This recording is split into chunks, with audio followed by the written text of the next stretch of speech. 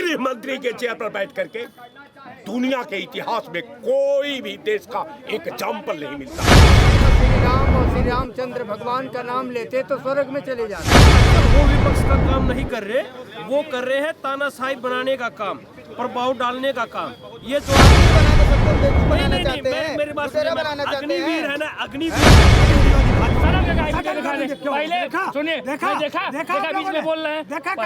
नमस्कार, आप देख रहे हैं खबरों का सिलसिला।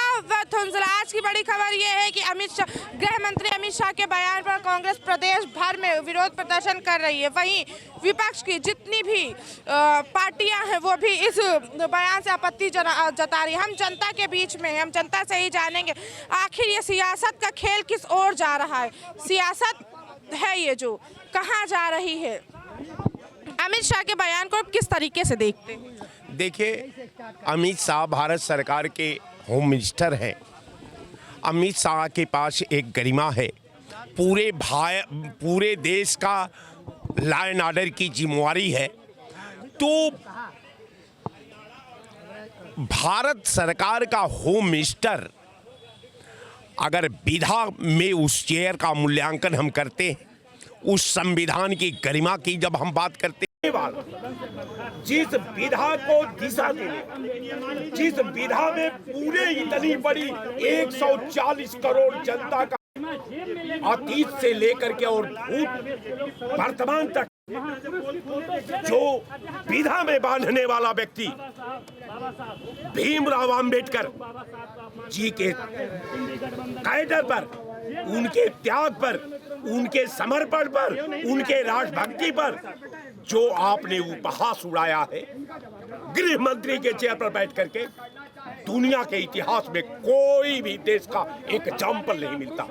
कहने का मेरा मतलब ये कि आप कोई साधारण व्यक्ति नहीं है, आप कोई रोड छाप नहीं है, आप हम बिल्कुल। तो कारण ये है कि अमित शाह जी को पहले तो कई बार फेल हो चुकी है संसदीय भाषा के विस्तारीकरण में, संसदीय भाषाओं के व्याकरण में, संसदीय भाषाओं में शब्दों के दिशा में भारतीय जनता पार्टी का एक नेता नहीं है जो अपने शब्दों पर कमांड रखे, जो अपने व्याख्या पर विश्वास रखे।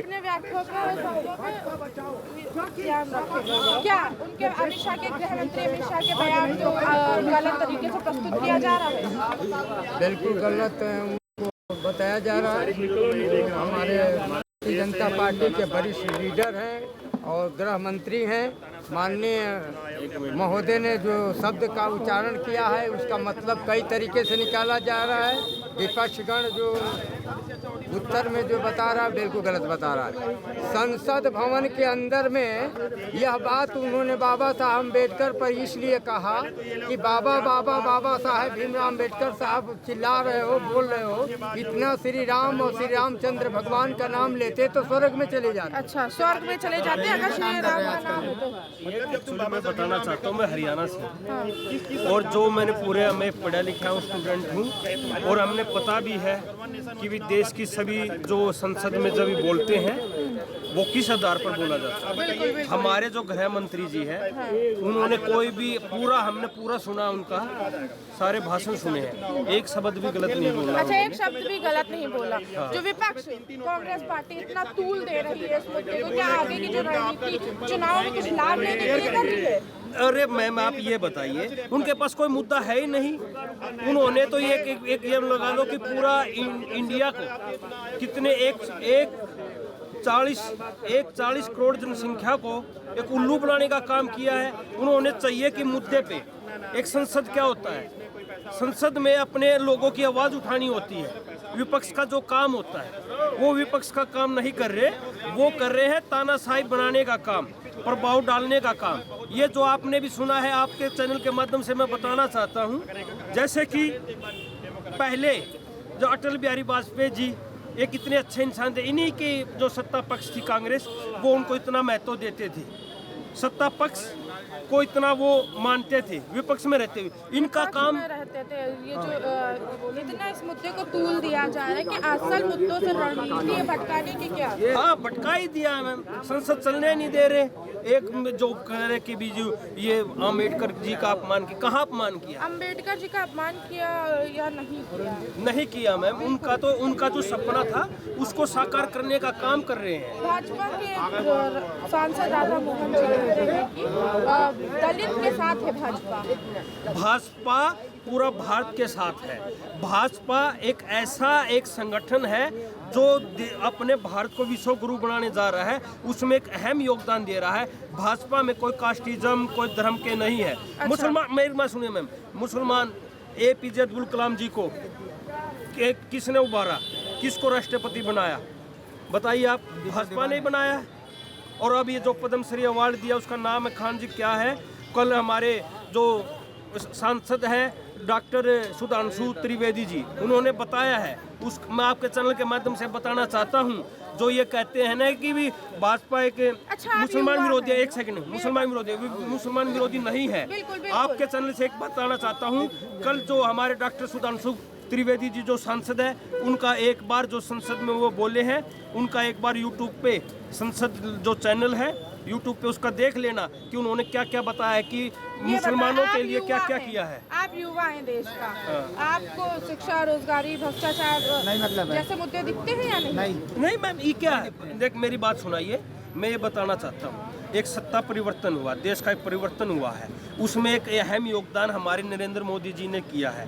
देख कोई भी होगा, आप कोई घर बनाओगे, नया घर बनाओगे, उसमें आप अपना जो पुराना घर है उसको सामान निकालोगे, फिर नया बनाओगे, टाइम लगता है, जोर लगता है। इसमें आप ये बताना चाहता हूँ, मैं वाक्य में कहना चाहता हूँ, जो एक जो शिक्षा के आधार पर बच्चों को योग्यता के आधार पर जो नौकरियां मिल रही है वो एक भाजपा सरकार में मिल रही है। अच्छा, बिना खर्चा पर कितनी नौकरी निकली केंद्र में? हरियाणा से भाई को मालूम होगा केंद्र में कितनी सर्विस निकाल दी।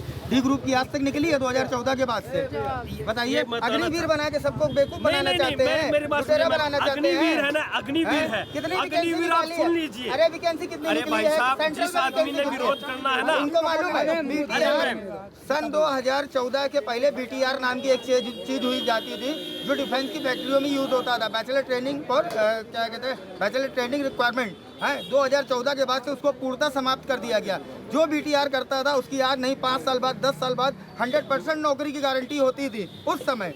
तो इन्होंने, और उसका महंगाई भत्ता भी मिलता था। मैं आपको बताना चाहता हूँ, जिस आदमी ने किसी का विरोध करना है ना, वो विरोध ही करेगा। और ये लोग करनी हो, जिसने विरोध करना है उसका काम ही विरोध करना है। मेरे मन में ये ठान लिया कि मैंने इस बंदे का विरोध करना है, इस पार्टी का विरोध करना है। उसको कितने ही हम पॉजिटिव बता ले, कितना ही हम अच्छा काम कर ले, क्योंकि उसका माइंड ही है विरोध करना। उसके हम ये बता माइंड सेट का खेल है। भाजपा इस विवाद को शांत करने के लिए कौन सा कदम उठाएगी? किस चीज को शांति है मैम, सब शांत है माहौल में।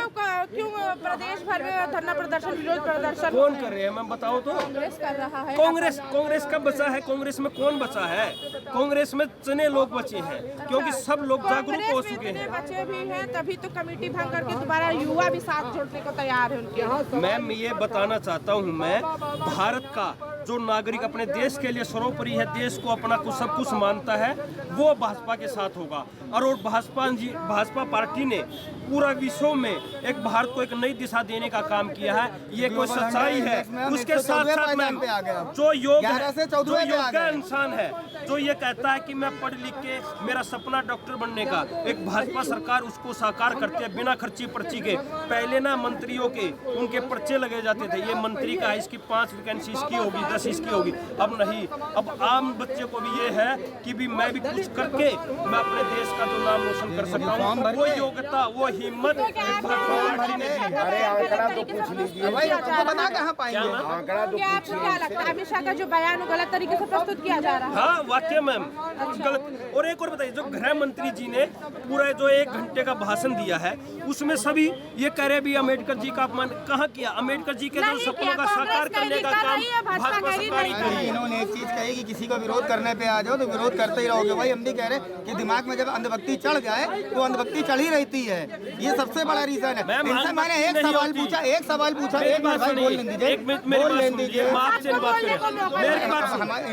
इनसे मैंने एक सवाल पूछा कि 2014 के बाद से सेंट्रल में कौन सी भर्ती निकली जो पूर्णता हुई है। राज्य में भी जो भर्तियां निकलती हैं 60,000 फॉर्म निकलते हैं, उसमें 400 रुपए 500 रुपए बच्चे लगा के फॉर्म अपना करियर चुनते हैं, बाद में वैकेंसी रद्द हो जाती है, उसकी जिम्मेदारी कौन लेगा? केंद्र में, राज्य में, हर जगह इनकी सरकार है, उसके बाद भी बच्चों को नौकरियां क्यों नहीं है? मैं दे रहा हूँ, इसका जवाब दूंगा। मैं ये बताना चाहता हूँ 2014 से पहले किसकी सरकार थी? उन्होंने इतना भ्रष्टाचार कर रखा है कि उसको पूरा करने के लिए जवाब नहीं देंगे, ये गोल बातें घुमाएंगे। आपने आपकी भाषा में ये सुनिए भाई साहब, वो बोलना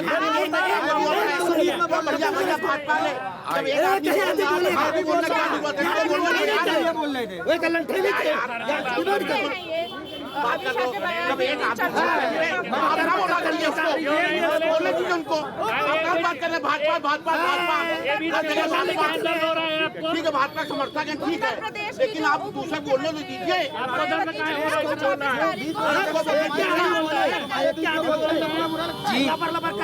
नाम का चीज नहीं है, डबल डिबेट नहीं होना चाहिए। उत्तर प्रदेश के आंदोलन करेंगे, अमित शाह के बयान शांतिपूर्ण आंदोलन नहीं होता। बिल्कुल, अगर मायावती जी ने इतना अच्छा हिम्मत जुटाया है लोकतंत्र को जिंदा रखने के लिए, प्रजातंत्र को जिंदा रखने के लिए, तो मैं बहुजन समाज पार्टी प्रमुख को मैं बहुत बहुत बधाई देता हूँ कि भीमराव आम्बेडकर पर जो बहुजन समाज पार्टी 2014 से आज तक तमाम देश में नौजवानों के साथ घटना घटती रही, दलितों के साथ घटती रही, अल्पसंख्यकों के साथ घटती रही, आम लोगों के साथ घटती रही, लेकिन बहन जी ने कभी कंठ नहीं खोला। अगर भीमराव के प्रतिष्ठा पर अगर हमला हुआ, उनको ये लगा भीमराव अंबेडकर को लोग दलित के पैमाने से मूल्यांकन करें। मैं आपको बता दूं पहली बात, लेकिन इन लोगों को ये भी समझ नहीं कि महापुरुषों का कोई जाति नहीं होती। महापुरुष ऊपर से लेकर के दिन आता है और अपना छाप को पूरे सृष्टि, पूरे कायनात के धरातल पर एक अनोखा इतिहास के रूप में छोड़ जाता है, जिसका आने वाला उसके त्याग का, उसके तपस्या का, उसके सोच का, उसके व्यवहार का मूल्यांकन इतिहास के रूप में हम और पूरा समाज दोहराता रहता है। तो कहने का मेरा मतलब कि बहन जी ने ये जो काम किया है बहुत अच्छा है कि लोकतंत्र को जिंदा रखने के लिए अगर भीमराव अंबेडकर के जी के अगर नाम पर उनको उनके दिल में जगा कि नहीं, अंबेडकर पर ये हमला नहीं है, ये लोकतंत्र पर हमला है, ये प्रजातंत्र पर हमला है, ये देश के सद्भाव पर हमला है, ये देश की अखंडता पर हमला है, ये देश की एकता पर हमला है, तो मैं बहुत बहुत बधाई देता हूं मायावती जी को। भाजपा इस विवाद को शांत करने के लिए कौन सा कदम उठाएगी? देखिए, विवाद और प्रतिवाद प्रतिदिन बढ़ते जा रहे हैं। अभी आपने देखा जब राजीव गांधी के ज़माने में बैलेट पेपर का विरोध हुआ करता था। हमारे सवाल का पहले जवाब जी बिल्कुल जवाब दे रहे हैं। देखिए, शांतिपूर्वक अपना वो करें और जो करें और उस पर सरकार अपना जो तय करेगी उसके सर्व सम्मान होंगे। मगर मामला ये नहीं है कि अमित शाह इस्तीफा क्यों दे। वही बात पे मैं फिर आता हूँ, अगर कांग्रेस पार्टी एक्सेप्ट कर ले कि हाँ मैंने बाबा साहब को गद्दार कहा हूँ तो अमित शाह इस्तीफा दे देंगे। गद्दार कहा हो तो अमित शाह इस्तीफा देने को तैयार है। हाँ, इन्होंने तो पता नहीं क्या कुछ कहा है, मगर इनके पास कोई साक्ष्य नहीं, कोई साक्ष्य है। अच्छा, साक्ष्य है, साक्ष्य दिया जाएगा। कांग्रेस पार्टी एक्सेप्ट कर ले कि बाबा साहब भीमराव अम्बेडकर को गद्दार कहा हूँ तो अमित शाह इस्तीफा दे देंगे। सदन का वीडियो दिखा दे। पहले सुनिए, देखा बीच में बोल रहे हैं, पहले मेरी बात सुन लो। ऐसे चोर पहले तो राहुल गांधी को FIR होगी, सदन से बर्खास्त किया जाएगा। और सुनिए, सुन लीजिए, सुन लीजिए, गहमा गहमी की बात नहीं है। कांग्रेस पार्टी एक्सेप्ट कर ले कि भी बाबा भीमराव अम्बेडकर गद्दार है तो अमित शाह इस्तीफा दे देंगे। हमें भी दीजिएगा। इन्होंने कहा फैशन है अम्बेडकर अम्बेडकर अम्बेडकर, फैशन है अम्बेडकर अम्बेडकर अम्बेडकर।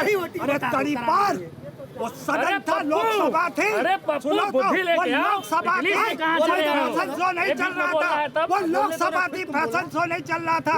मत बोलो। अमित शाह, तुम्हें माफी मांगनी पड़ेगी। तुमने संविधान के रचयिता का अपमान किया है। मैं तो मोदी को कहता हूँ, अमित शाह हटाओ, भाजपा बचाओ। नहीं तो अगर जब तक अमित शाह माफी नहीं मांगेगा, निरंतर हर राज्य में भाजपा को खदेड़ के भगाएंगे हम लोग। इसीलिए मैं कह रहा हूँ, बाबा साहब का अपमान कोई नहीं बर्दाश्त कर पाएगा। कोई नहीं बर्दाश्त कर पाएगा। बाबा साहब को गद्दार अगर एक्सेप्ट कर लेती है कांग्रेस पार्टी, ये मैंने गद्दार कहा है, अमित शाह इस्तीफा दे देंगे। नहीं तो खैर, यहाँ पर बहुत ज्यादा मुद्दा गहमा गहमी पे जाते हुए नजर आ रहा है। हम अपना शो मजबूरन यहीं पर बंद करते हैं। आपके साथ एक नए मुद्दे, एक नए चर्चा के साथ मिलेंगे। तब तक के देखते रहिए श्री न्यूज़।